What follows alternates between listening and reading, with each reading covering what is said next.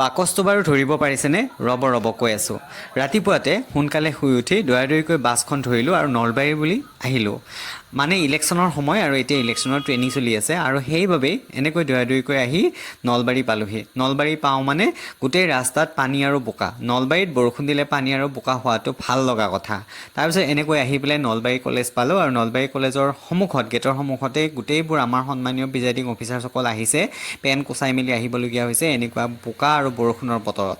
সকলোবোৰ আহি নিজৰ কোঠাত সোমাই গ'লোঁ আৰু এনেকৈ দেখিছেনে এই গোটেই বাইক আৰু কাৰবোৰ ৰখাই থৈ দিছে গোটেইবোৰ সন্মানীয় প্ৰিজাইডিং অফিচাৰসকলৰ আৰু আমি এনেকৈ গোটেই ৰুমত সোমাই পেলাই ট্ৰেইনিং কৰিলোঁ। এইটো হৈছে বেলত বাকচ আৰু এইটো আমাক প্ৰেক্টিকেলি দেখাই দিলে কেনেকৈ কৰিব লাগিব আৰু গোটেই ট্ৰেইনিংটো শেষ কৰি আকৌ পুনৰ আহিলোঁ। তেতিয়ালৈকে বৰষুণ অলপ কমিছিল যদিও বোকা আছিলেই আৰু এনেকৈ বোকা ফালি পেলাই আকৌ ঘৰলৈ বুলি উভতি ল'বলগীয়া হ'ল।